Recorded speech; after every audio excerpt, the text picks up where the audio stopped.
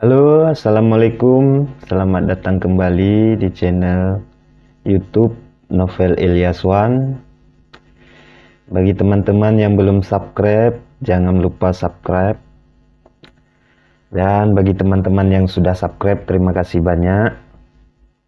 Kita akan melanjutkan Ketika Istri Berhenti Peduli part 64.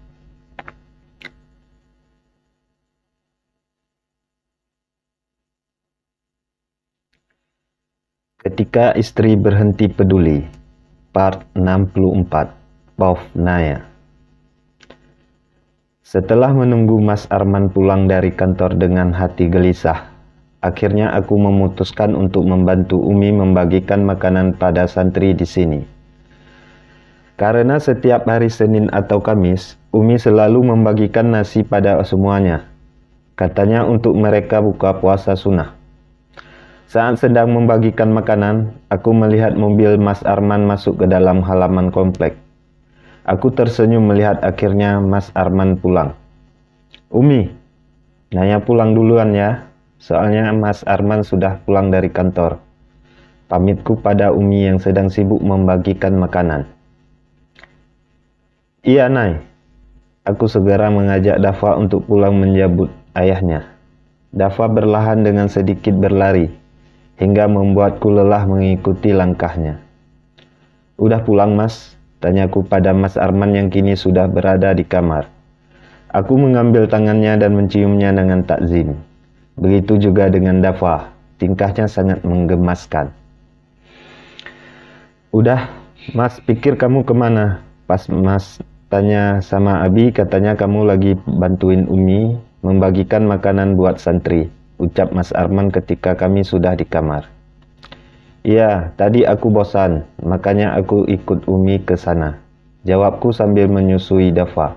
Mungkin dia lelah habis bermain dan berlarian. Sebenarnya aku ingin menanyakan perihal Intan tadi. Hanya saja sebaiknya aku menunggu Mas Arman mandi, jadi pikirannya tidak penat. Mandi dulu, Mas, biar segar, ujarku ketika melihat Mas Arman sedang mengganti baju. Iya, Nay, ini mau mandi, jawab Mas Arman sambil berlalu ke kamar mandi. Ketika pintu kamar mandi sudah ditutup, aku segera meraih ponsel Mas Arman yang tergeletak di atas meja rias. Aku harus memastikan jika firasatku itu salah. Ternyata ponsel Mas Arman terkunci pakai sandi. Semenjak kami sering bertengkar dulu, aku sampai tidak ingat jika Mas Arman mulai mengunci ponselnya. Andai sandinya berupa angka, aku bisa mencoba beberapa tanggal penting. Tapi ini sandinya berupa pola. Tapi tidak ada salahnya aku mencoba. Bukankah Mas Arman orangnya pelupa? Jadi dia pasti memakai pola yang mudah. Hanya saja sudah beberapa kali aku coba, tetap saja tidak bisa. Bahkan sekarang aku harus menunggu beberapa menit agar ponsel ini bisa diakses kembali. Aku kembali duduk di tepi ranjang dengan lemas. Berkali-kali aku menghela nafas berat. Perasaanku mengatakan jika Mas Arman tidak bersalah. Tapi tetap saja aku harus membuktikannya sendiri.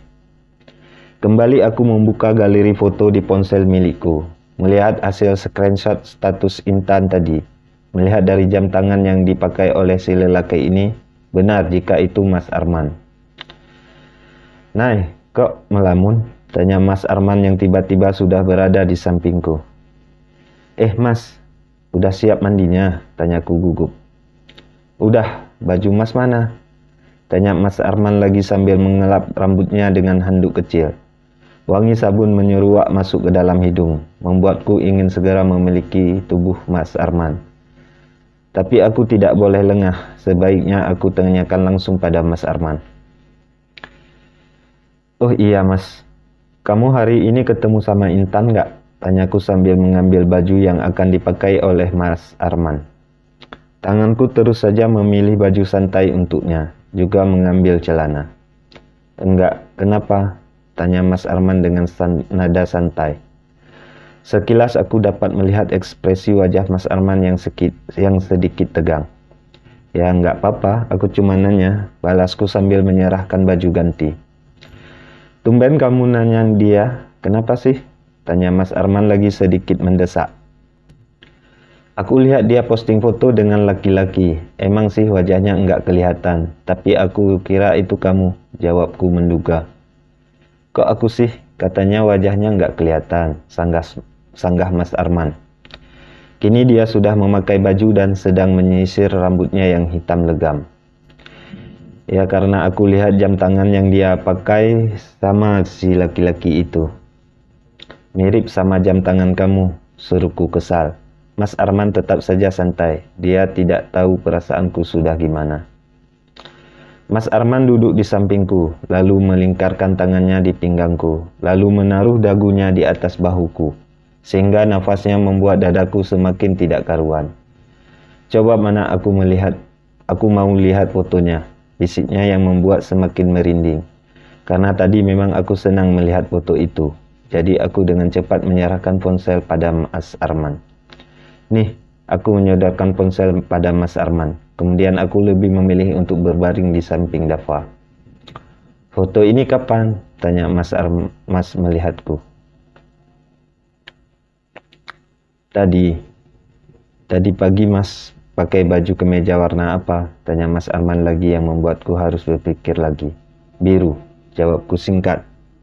Nah, sekarang coba kamu lihat foto ini. Kembali Mas Arman menyodorkan ponsel ke tanganku. Dengan cepat aku meraih ponsel lalu mengamati foto itu dengan seksama. Benar, baju yang dipakai oleh laki-laki di dalam mobil itu adalah baju berwarna putih. Jadi tidak mungkin jika itu Mas Arman. Jika masalah jam tangan, bisa saja laki-laki itu juga mempunyai jam yang sama dengan Mas Arman. Aku hanya bisa tersenyum sendiri mengingat semua prasangka tadi terhadap Mas Arman. Kenapa tadi aku tidak fokus untuk mengecek warna baju yang dipakai oleh laki-laki itu? Nay, kamu sudah cerita belum sama Arman kejadian tadi? Tanya Umi padaku saat kami semua sedang makan malam.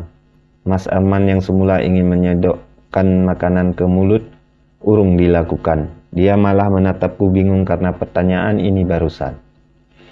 Belum Umi. Emang kenapa Nay? Ada masalah lagi? Tanya Mas Arman bingung. Aku terus saja makan. Karena tidak enak bercerita kalau sedang makan. Apalagi sekarang aku lagi makan udang pepes kesukaan. Nanti saja Mas, kita makan aja dulu, jawabku santai. Aku memang sudah meyakinkan diri jika akan melupakan kejadian tadi siang. Jika tidak mungkin aku akan terus-menerus trauma sendiri.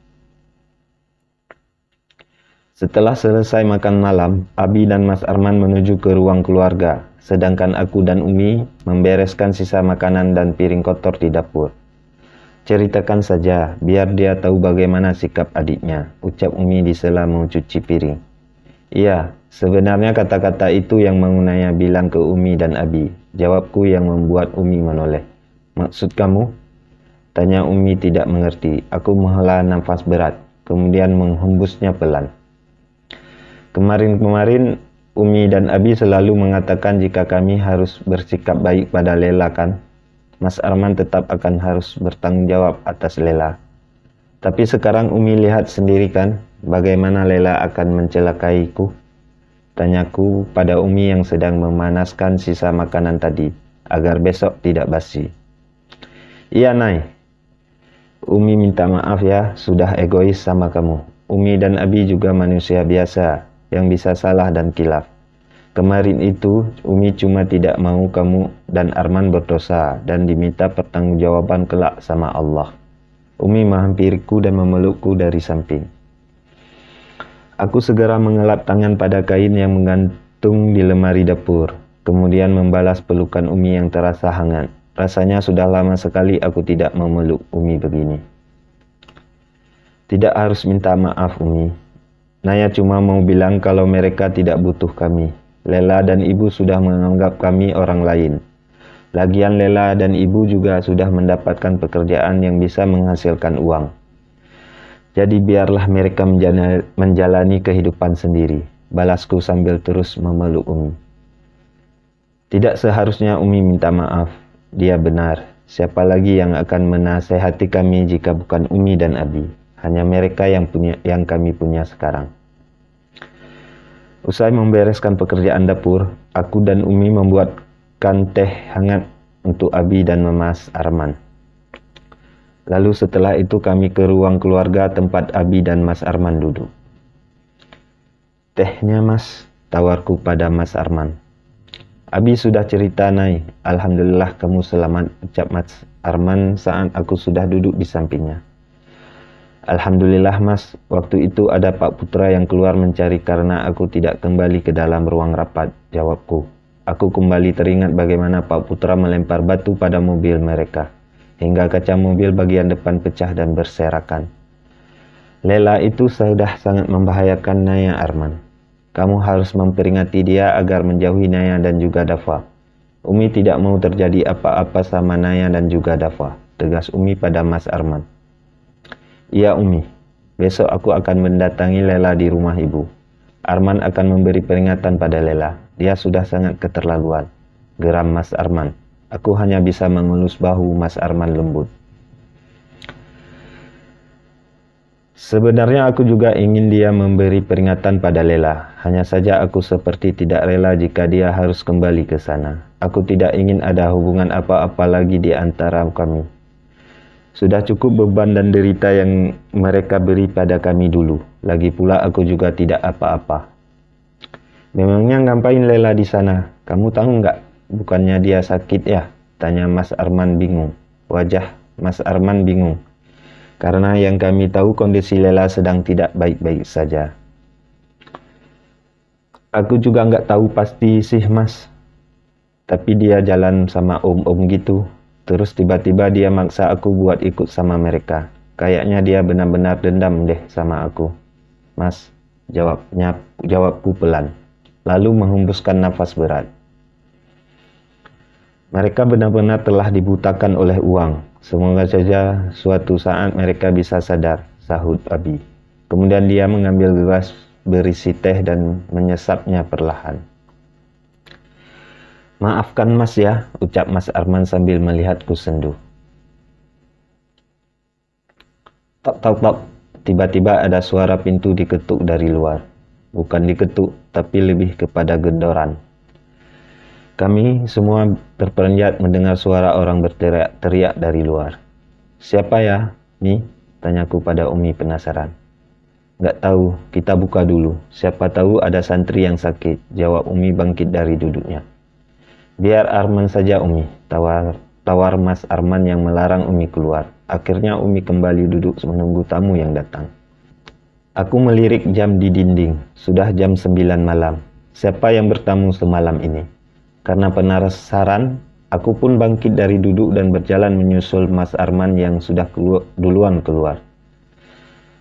Saat tiba di ambang pintu, aku terkejut melihat siapa tamu yang datang. Dia memeluk Mas Arman kuat sambil menangis.